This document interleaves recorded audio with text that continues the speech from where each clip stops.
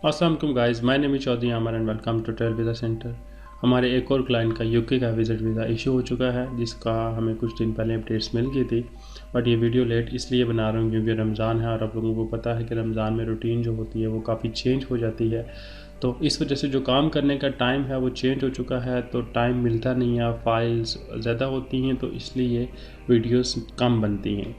तो रमज़ान के बाद इंशाल्लाह रेगुलर वीडियोस बनना शुरू हो जाएंगी। इन क्लाइंट्स के बारे में बताते हैं, इनका वीज़ा कैसे इशू हुआ, हमारे पास कब आए और इनकी जो प्रोफाइल थी वो कैसी थी, कितनी इनकम थी, कितनी सैलरी थी, इनका क्या बिज़नेस था, उसके बाद क्या पर्पज़ ऑफ विज़िट था और कैसे इनको वीज़ा मिला।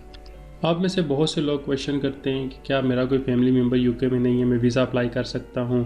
और आप में से बहुत से लोग ये भी मैसेज करते हैं कि क्या स्पॉन्सरशिप के बगैर वीज़ा मिल सकता है। बिल्कुल जी, स्पॉन्सरशिप के बगैर भी वीज़ा मिल सकता है। अगर आप वीज़ा अप्लाई करते हैं टूरिस्ट कैटेगरी का, टूरिज़म के लिए, तो आपको वीज़ा मिल सकता है। मेन चीज़ जो यूके के लिए देखी जाती है वो है आपकी स्टेटमेंट, आपके फाइनेंशियल क्लियर हैं। फाइनेंशियल में से क्या मुराद होती है? काफ़ी लोग ये भी क्वेश्चन करते हैं कि मैं बिज़नेस पर्सन हूँ, मैं बिज़नेस करता हूँ, पर मेरे पास बिज़नेस अकाउंट नहीं है। वो जो अकाउंट है वो बिज़नेस कैटेगरी का है पर बिज़नेस अकाउंट नहीं है, तो तब भी मसला होता है। फिर आप उसको प्रूव नहीं कर पाते कि आपकी इनकम कितनी है, आपकी सैलरी।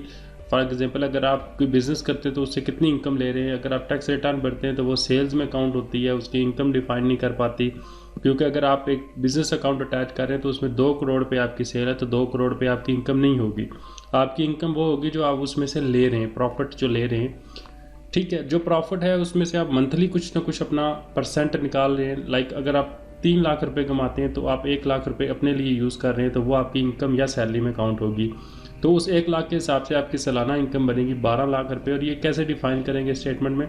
जब आप 2 अकाउंट्स यूज़ करेंगे, एक बिजनेस टाइटल वाला अकाउंट और दूसरा पर्सनल अकाउंट। और अगर कोई सैलरी पर्सन है तो उसकी जो ऑफकोर्स जो सैलरी है उसके अकाउंट में क्रेडिट होगी और मंथली उस पर टैक्स भी देता होगा। अगर मंथली नहीं तो ईयरली टैक्स देता होगा, तो उससे डिफाइन हो जाएगा कि ये बंदा कितना टैक्स देता है और इसकी प्रोफाइल कैसी है। जब ये रीज़न क्लियर हो जाता है तो उसके बाद भी काफ़ी लोगों के रिफ्यूज़ल आते हैं। उनमें से आपके टाइज़ बहुत मैटर करते हैं, आपकी बैक एंड फैमिली बहुत मैटर करती है। कौन कौन है आपकी, बीवी हैं, बच्चे हैं, बच्चे क्या करते हैं आपके, वो आपने मेंशन लाजमी करना है। अगर स्कूल गोइंग बच्चे हैं उनके बारे में लाजमी लिखना है। फैमिली फ़ोटोज़ अगर हो सके तो साथ अटैच करनी पड़ती हैं। शो करना पड़ता है कि यहाँ पे मेरा बिज़नेस सेटअप है, यहाँ पे जनाब मेरे बच्चे हैं, फैमिली है, मेरे पास यहाँ पे सब कुछ है और यूके में सिर्फ 10-20 डेज़ के लिए जा रहा हूँ और मैं वापस आऊँगा।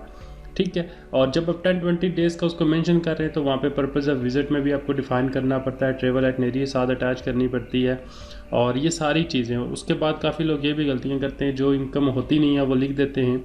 फॉर एग्जांपल इनकम आपकी कम है तो मैंने आजकल केसेस देखे हैं, लोगों ने रिटर्न में जो एग्रीकल्चर लैंड की इनकम बना के वो लिख दी है, जबकि वो स्टेटमेंट में रिफ्लेक्ट नहीं हो रही।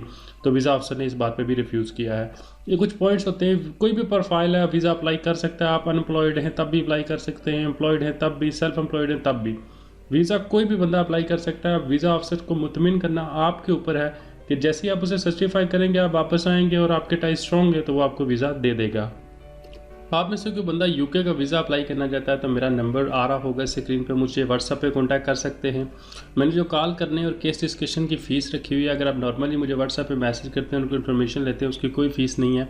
वो फ़ीस इसलिए रखी गई है क्योंकि मेरा टाइम और आपका टाइम दोनों का वेस्ट ना हो। क्योंकि बहुत से लोग दिन में 1000 मैसेज आ जाएँ तो 1000 लोग सेस टाइम पास कर रहे होते हैं, उसमें मेरा टाइम बहुत ज़्यादा वेस्ट होता है। आपका तो शायद उस बंदे का जो मैसेज कर रहा है उसका तो टाइम शायद वेस्ट ना हो, बट मेरा टाइम बहुत ज़्यादा वेस्ट होता है। और जो रियल क्लाइंट्स होते हैं, जिन्होंने वीज़ाज़ अप्लाई करने होते हैं या जिन्हें रियल में इन्फॉर्मेशन चाहिए होती है, वो भी मिस हो जाती हैं कॉल्स और उनको भी टाइम नहीं मिल सकता। इसलिए वही बंदा मुझे कॉल करे जो सीरियस है और वाकई में अपना यूके का या किसी भी कंट्री का, यूरोप का वीज़ा अप्लाई करना चाहता है। अब जो केस अप्रूव है उसकी प्रोफाइल को डिस्कस कर लेते हैं। सिंपल सी प्रोफाइल है, 6 मंथ से ये मेंटेन कर रहे थे। मैं आपको बता दूं, इन्होंने मुझे कॉन्टैक्ट किया, इन्हें मैंने कहा मैं आपका केस नहीं कर सकता। फिर इन्होंने 6 मंथ तक वेट किया और उसके बाद जनाब इन्होंने अप्लाई किया।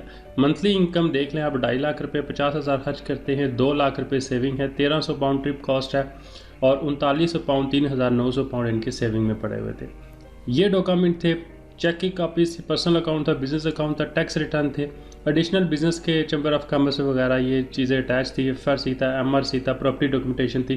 प्रॉपर्टीज़ में इनके 4-5 प्रॉपर्टीज़ थी, इस वजह से इनका केस काफ़ी स्ट्रॉन्ग था। ट्रेवल हिस्ट्री बिल्कुल नहीं थी, हाँ, बट इनका स्पॉन्सर साथ अटैच था और इन्वाइटेड बाय फैमिली थे, तो स्पॉन्सर लेटर में भी 3-4 चीज़ें अटैच थी और इनका यूके का वीज़ा इशू हो गया।